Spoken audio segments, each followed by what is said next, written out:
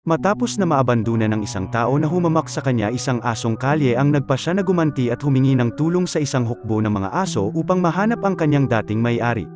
Ngayon ay balikan natin ang kwento ng pelikulang Strays mula sa taon ng 2023. Si Reggie ay isang masayahing terrier na tulad ng ibang aso ay lubos na nahuhumaling sa kanyang amo. Siya ay inampun ilang taon na ang nakalipas ng dating kasintahan ni Doug at mula noon sila ay hindi mapaghiwalay. At salamat sa aso natigil ang relasyon ng dalawa nang matagpuan ni Ashley ang isang damit panloob ng babae sa bahay ng kanyang nobyo. At sa mga araw na yun bago umalis sinubukan ni Ashley na isama si Reggie ngunit pinagbawalan siya ni Doug dahil kahit hindi nito gusto ang hayop nais ng lalaki na panatilihin ito upang mas lalong saktan ang kanyang dating nobya. At sa kabila ng hindi nakakatanggap ng atensyon mula sa lalaki, labis na mahal ni Reggie si Doug at kumbinsado na may malasakit sa kanya ang lalaki kaya ginagawa nito ang lahat upang subukan na pasayahin si Doug. Gayunpaman ang katotohanan ay ang lalaki ay isang walang trabaho na baliw na ginugugol ang buong araw sa paggamit ng mga pinagbabawal na sangkap upang matakasan ang kanyang miserableng buhay. At isang araw nakatanggap ito ng abiso ng pagpapalayas sa kanyang apartment dahil sa hindi ito nakakabayad ng renta kaya kailangan itong mag-impake ng kanyang gamit para bumalik sa kanyang ina. At bago umalis nagpasya ang lalaki na abandonahin ang aso at dinala si Reggie sa isang lugar na malayo.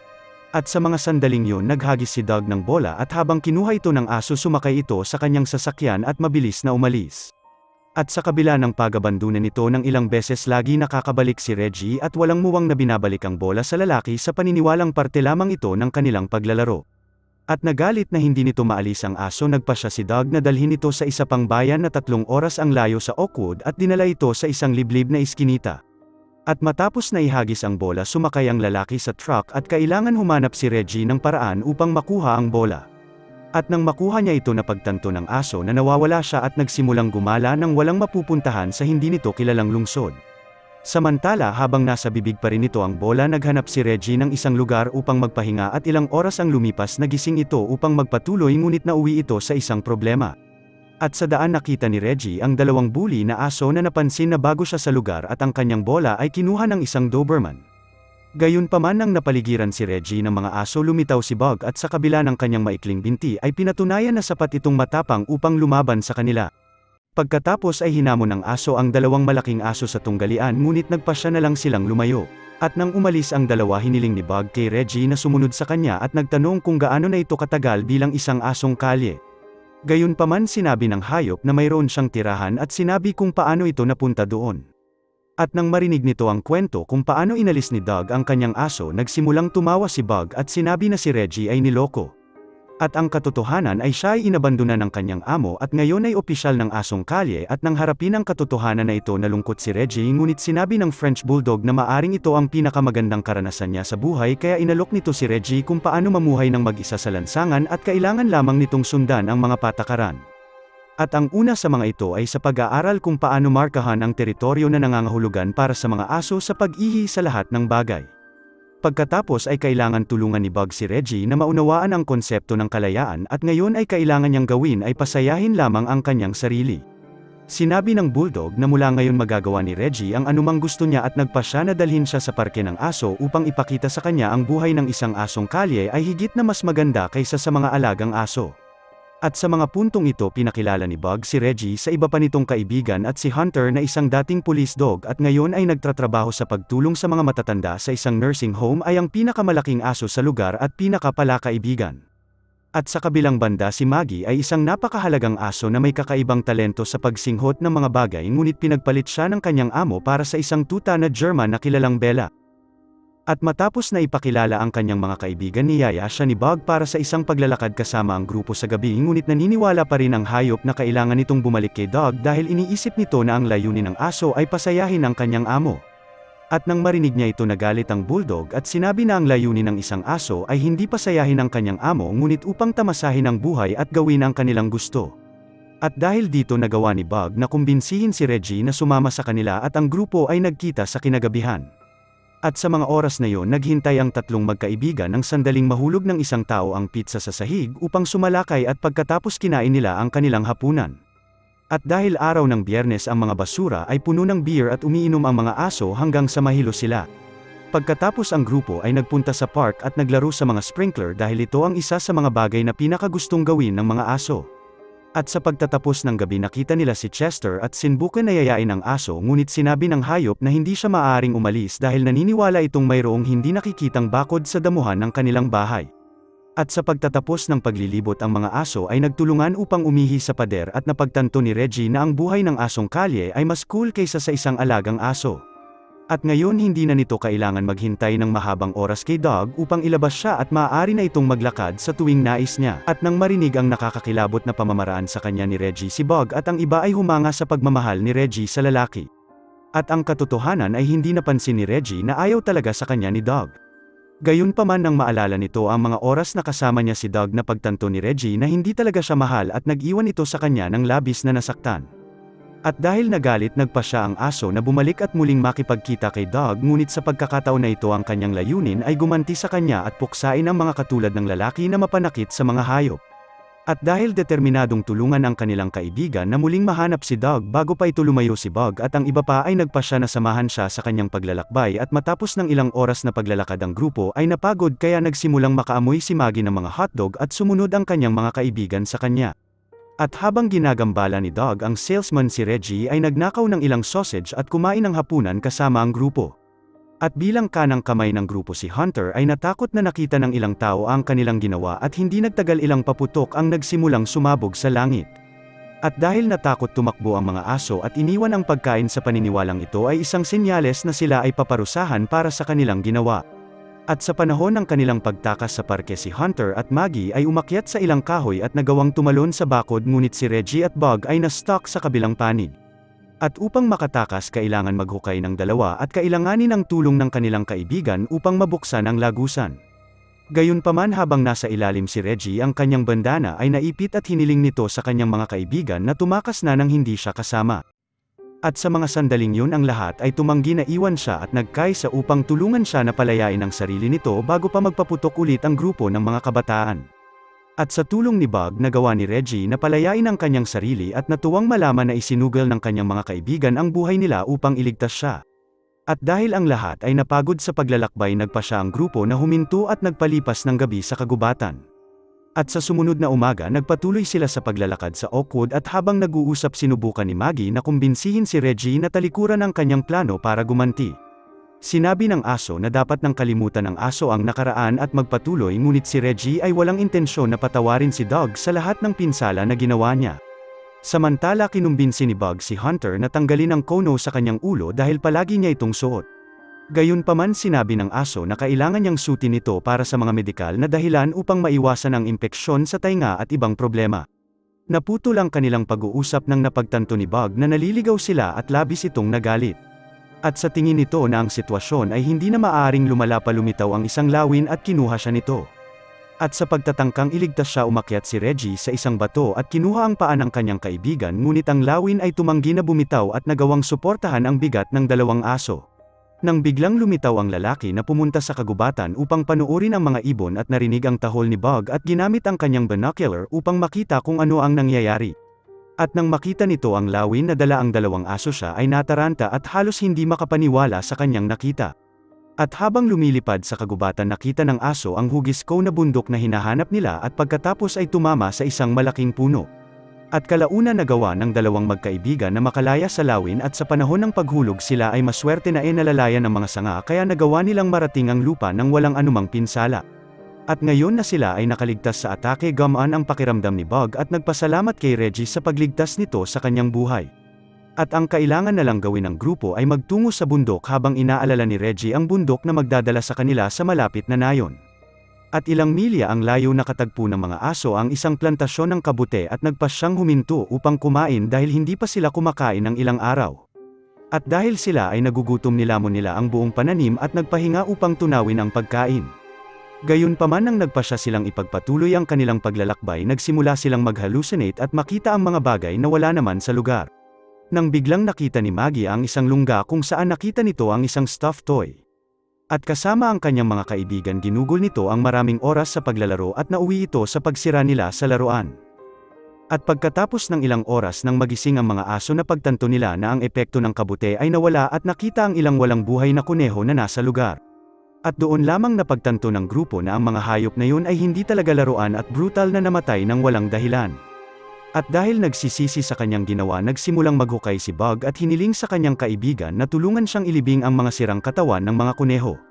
Nang biglang lumitaw ang dalawang police dog at nagsimulang magtanong si Ralph dahil nakaramdam ito ng kaina-hinala mula sa grupo.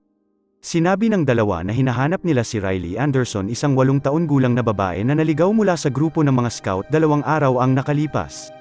Inisip ng mga pulis na ang mga asong kalye ay maaaring nakipag-ugnayan sa bata, ngunit sinabi ng sheriff na inosente sila.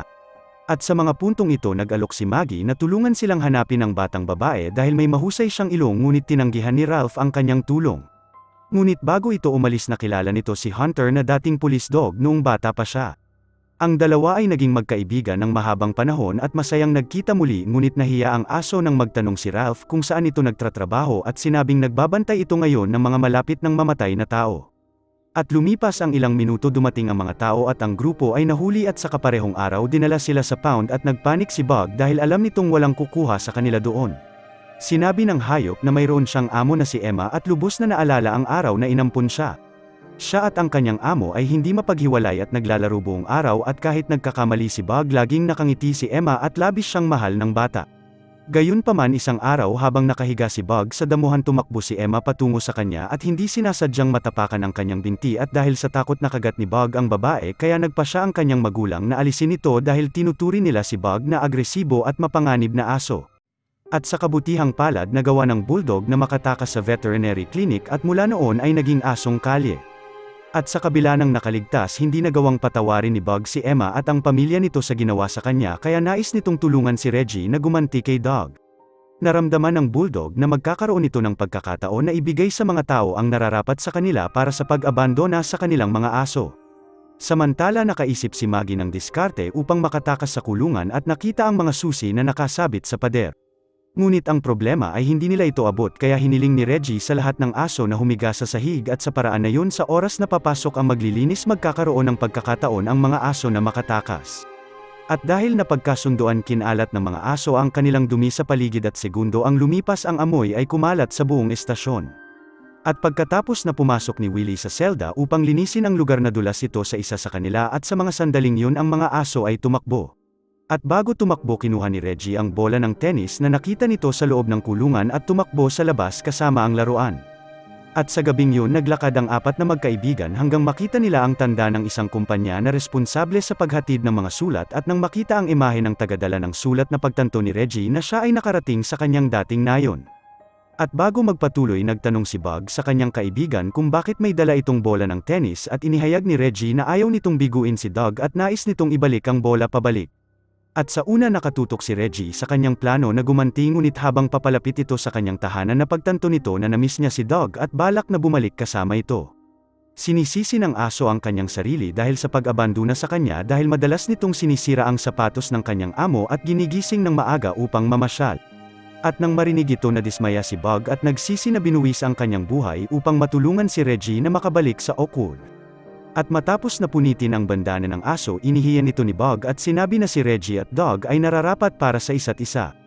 At nang marinig ang mga salita mula sa kanyang kaibigan, kinuha ni Reggie ang kanyang bola at tuluyang umalis. At sa umaga dumating ito sa Oakwood habang si Bug at ang iba pa ay hinahanap ang daan pabalik sa kanilang nayon. At pagkalipas ng ilang oras sa kalsada, nagpasya si Bug na humiwalay kay Hunter at Maggie dahil hindi tulad ng dalawa ang bulldog ay walang pamilya na naghihintay sa kanya, kaya nagpasya ang aso na magtungo sa kagubatan at nakasalubong si Riley. Nang makita nito ang babae, ang unang naisip ni Bug ay tumakbo dahil naalala nito ang kanyang dating may-ari sa kanya.